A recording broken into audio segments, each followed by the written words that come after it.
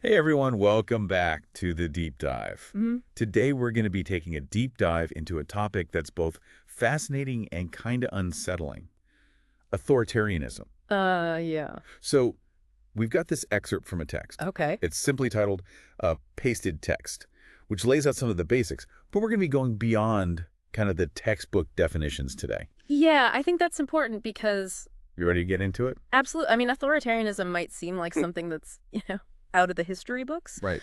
but it's surprisingly relevant to the world today, even in places that we might not expect. Right. And it's not just like dictators in military uniforms anymore. There are so many like shades of gray. Yeah. I'll admit, the more I read about it, the more like unsettling it gets. Yeah, it is a little bit unnerving.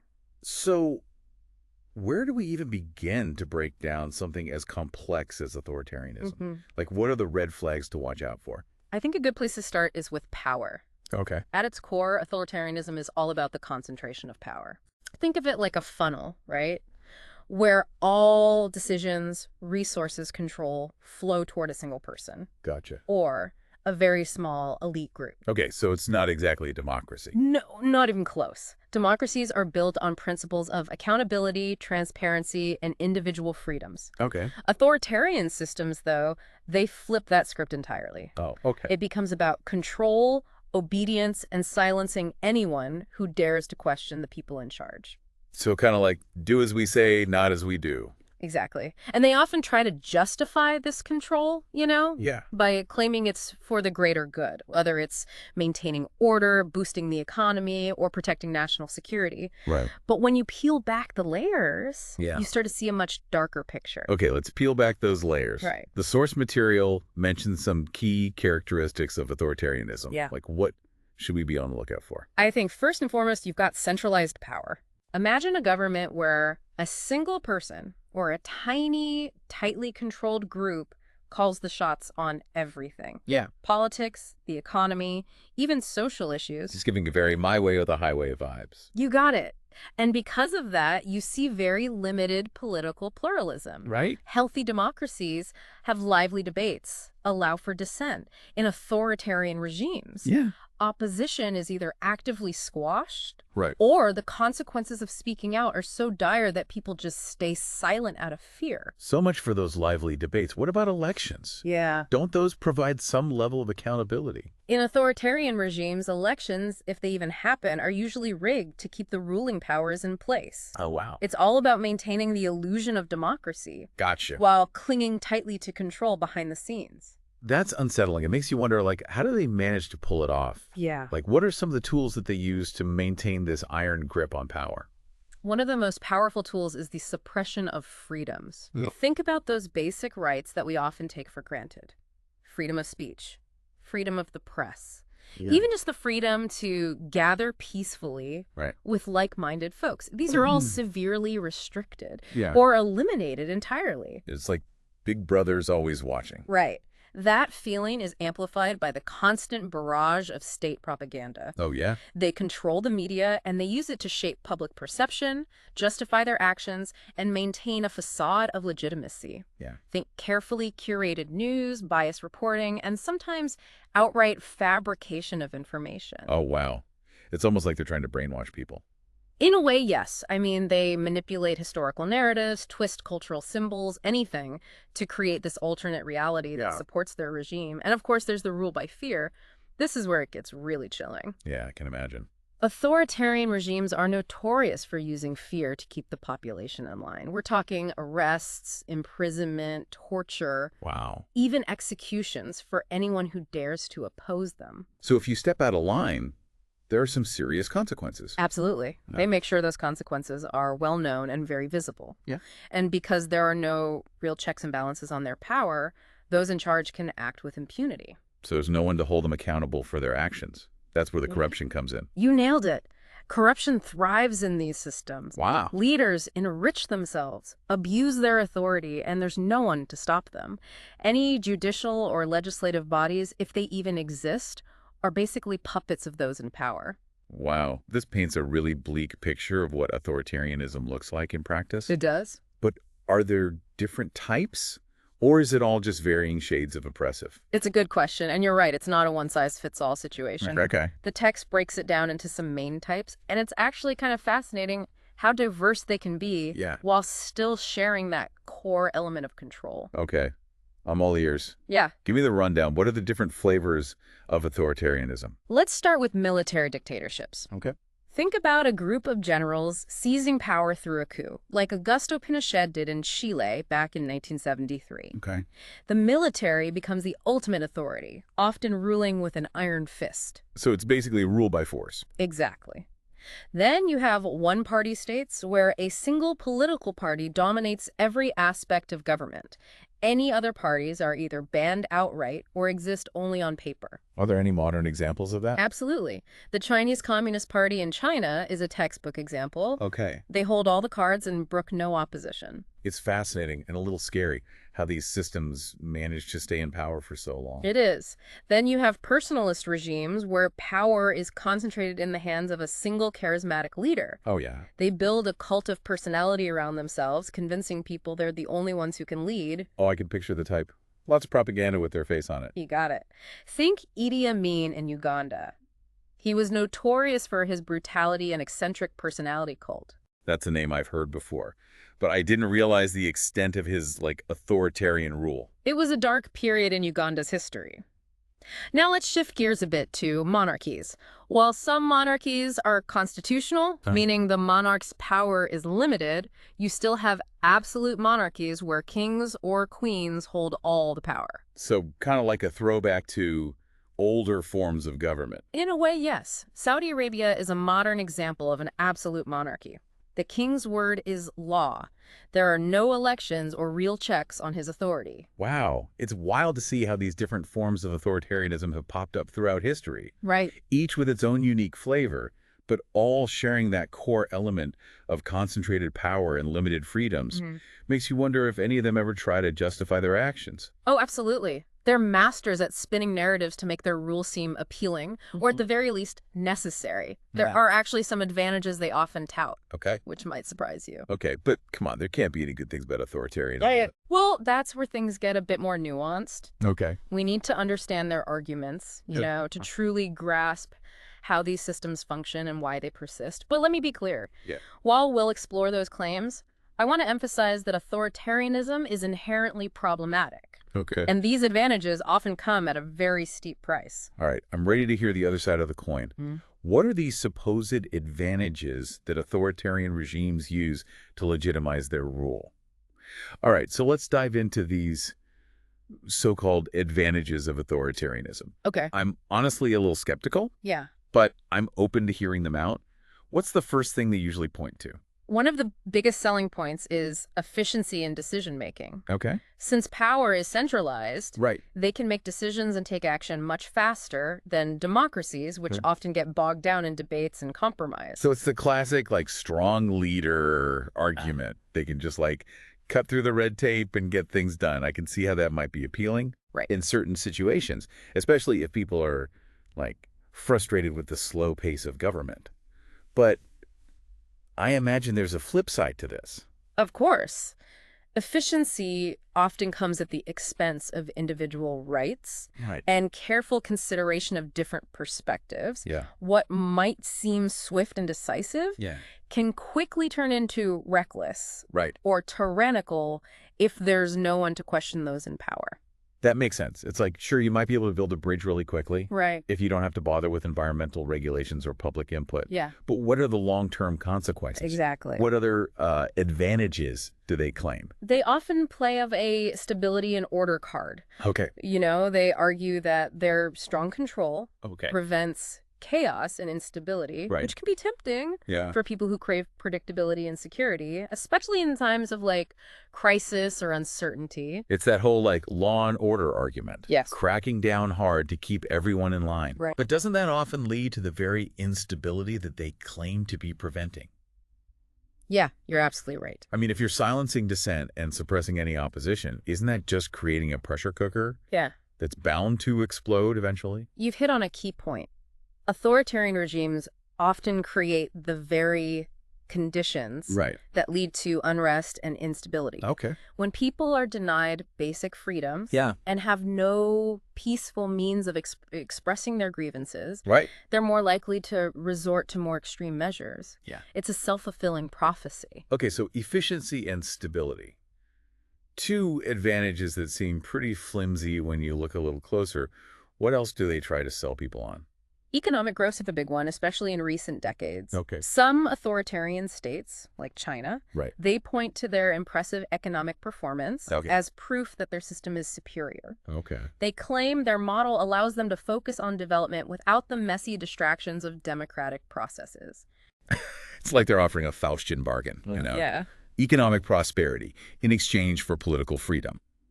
But is that trade-off really worth it? I mean, what's the point of economic growth if you can't enjoy the fruits of your labor or if you're living in constant fear? Exactly. And it's important to note that this economic growth often benefits a select few at the top. Right.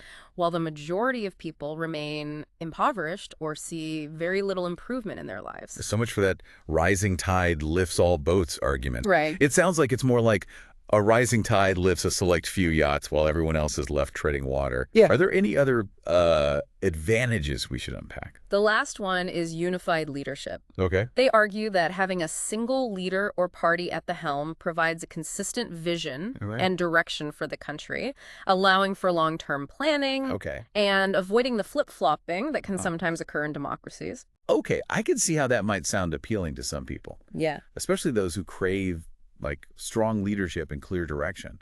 But doesn't that also ignore the inherent value of diverse perspectives? Yeah. And the importance of checks and balances on power?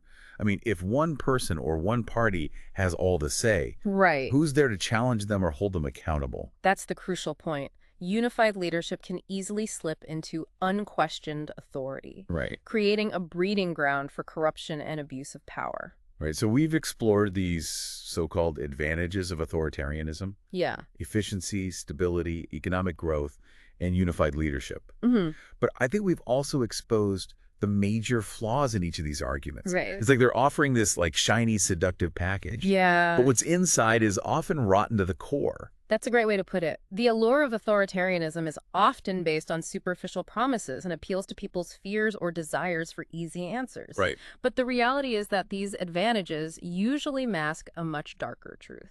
So let's move beyond the smokescreen and talk about the real costs of authoritarianism.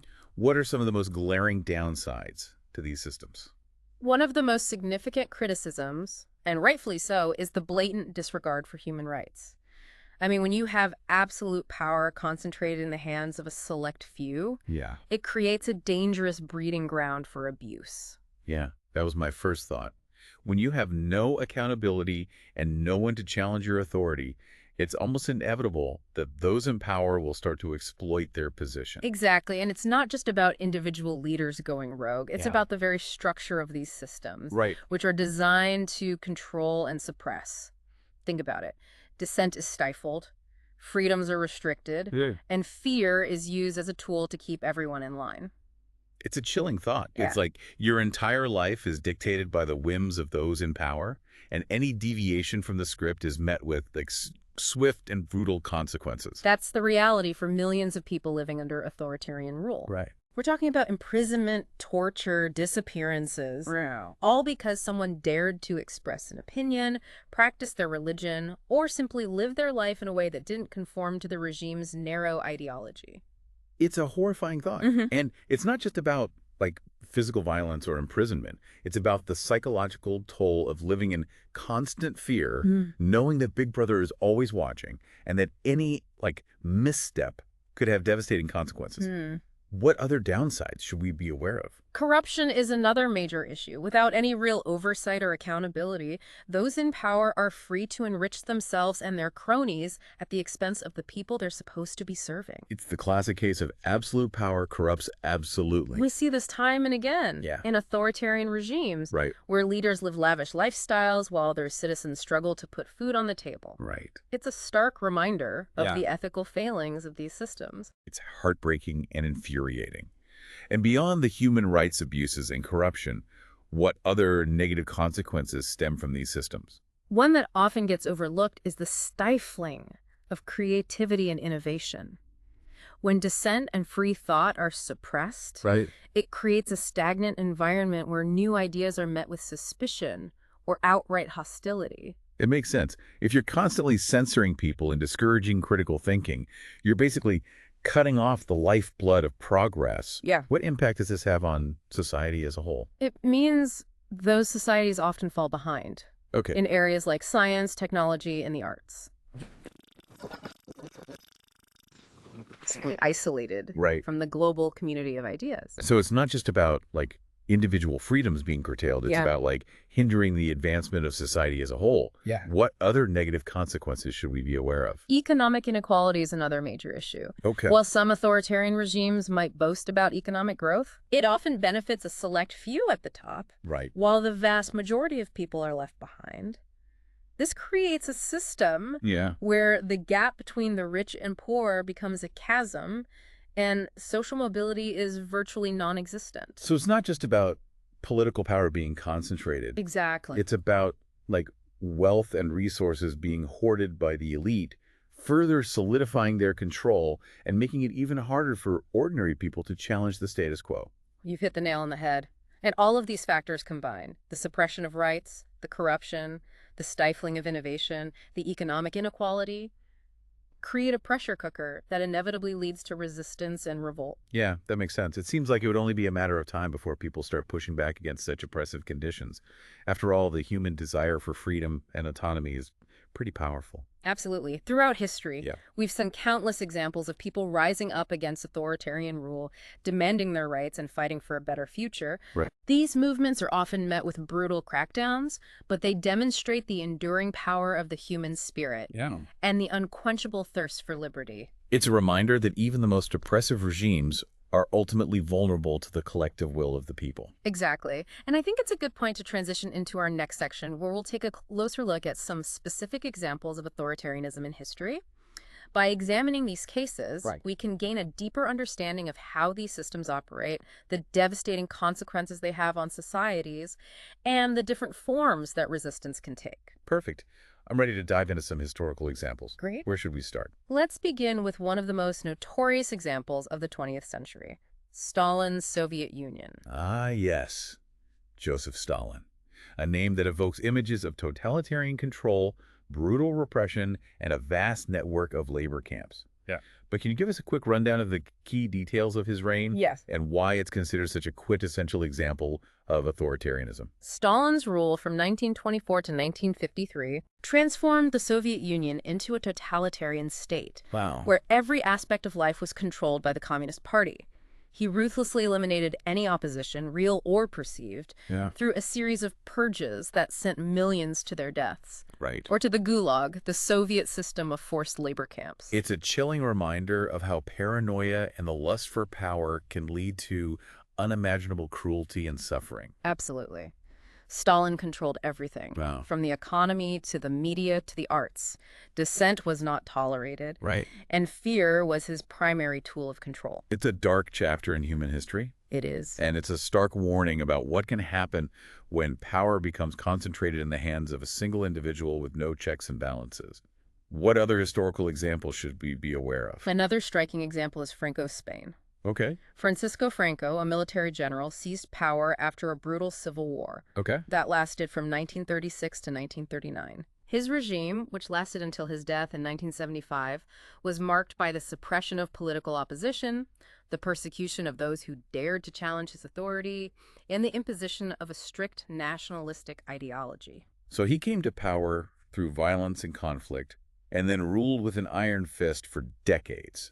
What were some of the hallmarks of his regime? Franco's Spain was a police state where surveillance was rampant, censorship was strictly enforced, and any form of dissent was swiftly and ruthlessly crushed.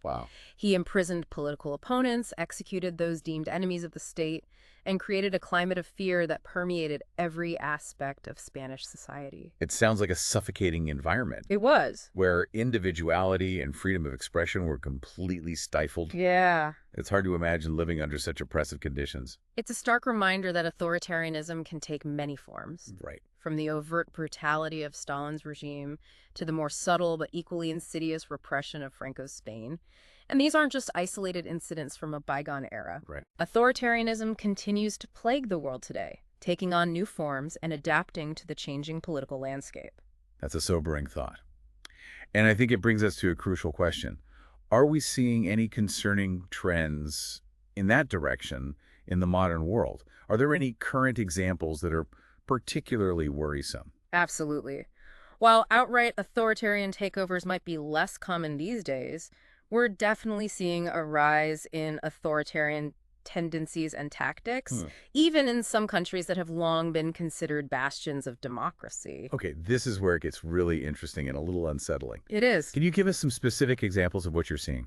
One trend that's causing a lot of concern is the rise of populism and its links to authoritarianism. We're seeing democratically elected leaders around the world adopting tactics that erode democratic norms and institutions, often by exploiting people's fears and anxieties. So it's like they're using the tools of democracy to undermine the very foundations of democracy itself. Yeah. That's a scary thought. What are some of these tactics that we should be on the lookout for? One common tactic is to attack the free press, labeling any critical reporting as fake news or enemy propaganda. They try to discredit legitimate sources of information and sow distrust in the media, making it harder for people to get accurate information and hold those in power accountable. It's a classic case of shoot the messenger, isn't it? It is. If you can convince people that the media is lying to them, then you can control the narrative and shape public opinion to your own advantage. Exactly. And they often go hand in hand with efforts to undermine the judiciary. So if a court ruling goes against them, they might attack the judges, accusing them of being biased or part of a conspiracy. They might even try to pack the courts with loyalists to ensure favorable rulings in the future. It's about like chipping away at the checks and balances that are essential for a healthy democracy. And it seems like these tactics are often accompanied by a very divisive rhetoric.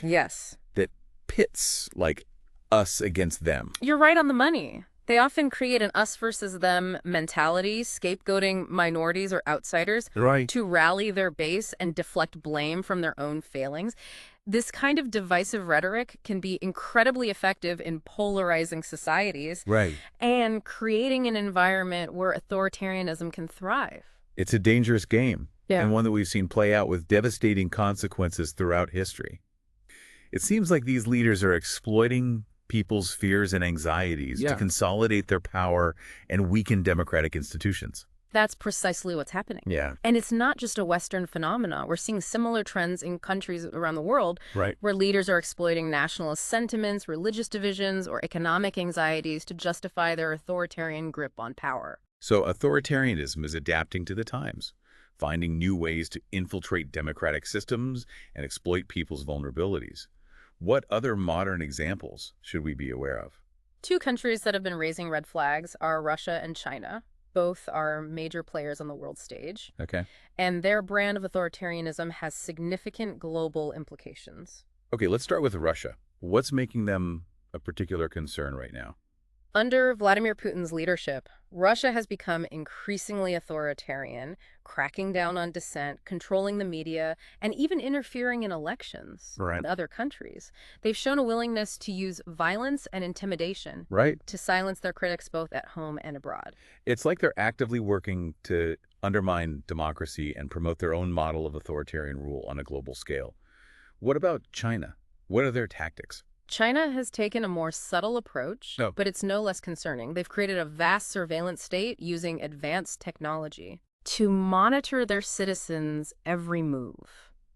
Think facial recognition software, internet censorship, and a social credit system that rewards or punishes people based on their behavior. It's like something out of a dystopian sci-fi novel. It is a little bit, yeah. It's terrifying to think about the potential for abuse in a system like that. It's very real and very concerning.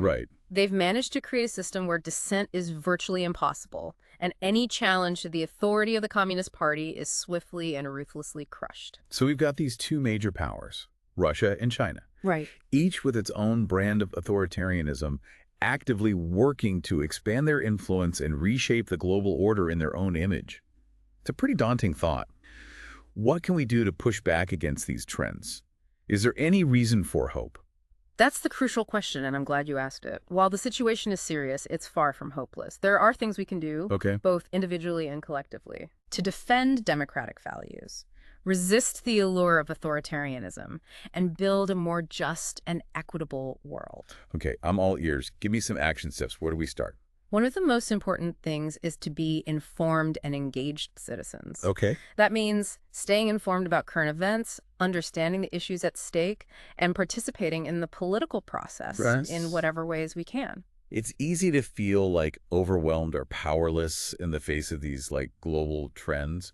But you're saying that like even small actions can make a difference. Absolutely. Every voice matters. Vote in elections, contact your elected representatives, attend town hall meetings, support organizations that are fighting for human rights and democracy, engage in respectful dialogue with people who hold different views. All of these actions can help to strengthen democratic institutions and push back against authoritarian tendencies. So it's about like being active participants in shaping the future we want, rather than passive observers watching it unfold. What else can we do on a more personal level? Be mindful of the information you consume and share. Okay. Be critical of sources, check facts, and don't blindly believe everything you see on social media or hear from politicians. Right. We need to be our own fact checkers. Okay. And media literacy advocates. It's about like thinking critically, asking questions, and challenging the narratives that are being pushed by those who seek to manipulate and control us. You got it. And perhaps most importantly, don't be afraid to speak out against injustice, whether it's happening in your own community or on the other side of the world. Support those who are being marginalized or oppressed, and use your voice to amplify their stories and advocate for change. Silence is complicity, as they say. That's right. Every voice matters. Yeah. And when we come together and raise our voices in unison, we can create a powerful force for positive change. It's inspiring to think about the collective power we have. It is. When we unite for a common cause. It is. And remember, history is full of examples of people who stood up to authoritarianism and won. The struggle for freedom and justice is ongoing, but it's a fight worth having. Right. And it's a fight that we can win together. Well said. And on that note, I think it's time for us to wrap up this part of our deep dive. We've covered a lot of ground, but there's still more to explore. That's right.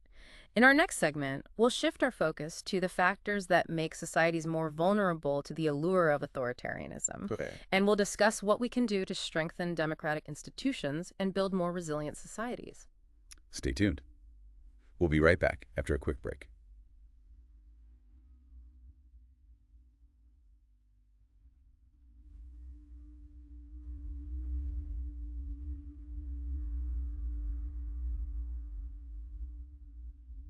Welcome back to the deep dive. The ways it's like evolving in the 21st century. It's heavy stuff, but as we've been saying, like knowledge is power. Right. Understanding how these systems work is the first step to, resisting them. Exactly. And in this final part of our deep dive, I'm curious to explore something we touched on earlier. Yeah. What makes a society vulnerable to authoritarianism in the first place? Yeah. It's not like it just pops up out of nowhere, right? You're absolutely right. Think of it like a virus. Okay. Some societies have stronger immune systems, right, so to speak, that can fight off the infection. Yeah. Others are more susceptible. Okay, that's a great analogy. So what factors weaken a society's immunity to the authoritarian virus? One major factor is economic inequality. Okay. When there's a huge gap between the haves and have-nots, it breeds resentment and frustration. Right. People feel like the system is rigged, and that makes them more likely to listen to those who offer simple solutions and scapegoats to blame. It's like that old saying, if you're not outraged, you're not paying attention. Right. Except in this case, it's more like, if you're outraged but don't have the tools to understand why, you're ripe for manipulation. Yeah, exactly. And it's not just about money. It's about lack of opportunity, a sense that, hard work doesn't pay off anymore, and a feeling of hopelessness about the future. That's fertile ground for authoritarian leaders who promise to drain the swamp or make the country great again. Sound familiar? Chillingly familiar. Yeah. It's like they tap into that primal desire for security and belonging, but then twist it to their own advantage. Exactly. So economic inequality is one factor. Right. What else weakens a society's defenses? Another big one is social and political polarization. Okay. When a society becomes increasingly divided Yeah. along ideological, religious, or ethnic lines, Right. it erodes our capacity for compromise and dialogue. We retreat into our echo chambers, only listening to those who agree with us Right. and demonizing anyone who holds a different view. It's like we're constantly at war with each other. Right. Battling it out on social media and cable news, never stopping to, find common ground. And I guess in that environment, a strongman leader who promises to crush the opposition might start to look appealing to some. Unfortunately, yes. And those divisions Right. are often intentionally stoked by those in power. They know that a divided society is easier to control. It's classic divide and conquer strategy. So what we need is less shouting and more listening. Right, exactly. More empathy, more understanding, more willingness to see things from other perspectives. Exactly. And that's not just a feel-good sentiment. Yeah. It's crucial for protecting democracy. Right. A healthy democracy thrives on debate and disagreement. Right. But it also requires a shared commitment Yeah. to finding common ground and working together for the common good. So we've got economic inequality, social polarization. What other vulnerabilities should we be aware of? The erosion of trust in institutions is a big one. When Yeah. people lose faith in their government, the media, the justice system, Yeah. even science and education, they become more susceptible to the appeals of charismatic leaders who offer simple solutions and promise to fix the system. It's that classic, drain the swamp mentality again. Right. But if you drain the swamp without understanding the role those institutions play, you're left with, just mud. Exactly. Those institutions, however flawed they might be, Right. are the foundations of a healthy democracy. Right. They provide checks and balances, ensure accountability, and protect individual rights. Right. If we erode those foundations, Yeah. we create a void Yeah. that authoritarians are all too eager to fill. So it's not about blindly trusting those in power, Right. but about recognizing the crucial role that institutions play Right. in a functioning society. And I guess that ties into what we were talking about earlier, Yeah. being informed and engaged citizens. Absolutely. It's about staying informed, being critical thinkers, participating in the political process, and holding those in power accountable. It's about recognizing that democracy is a precious and fragile thing that requires constant nurturing and vigilance. Right. It's not a spectator sport. Well said. And it's about having those difficult conversations, bridging those divides, and working together to create a more just and equitable world. Right. Because ultimately, the best antidote to the authoritarian virus is a strong, vibrant, and resilient democracy. Wow, that's a powerful image to end on. Yeah. A strong, vibrant, and resilient democracy. I think that's something we can all aspire to. I agree. It's a goal worth striving for Right. each and every day. Well, folks, we've reached the end of our deep dive into the world of authoritarianism. We've covered a lot of ground today, but hopefully we've equipped you with the knowledge and tools you need to recognize the warning signs, understand the stakes, and most importantly, take action to protect democracy both at home and around the world. Remember, the fight for freedom and justice is a marathon, not a sprint. Right. It requires ongoing effort, vigilance, and a commitment to democratic values. Thank you for joining us on this journey. We hope you found it informative, thought-provoking, and ultimately empowering.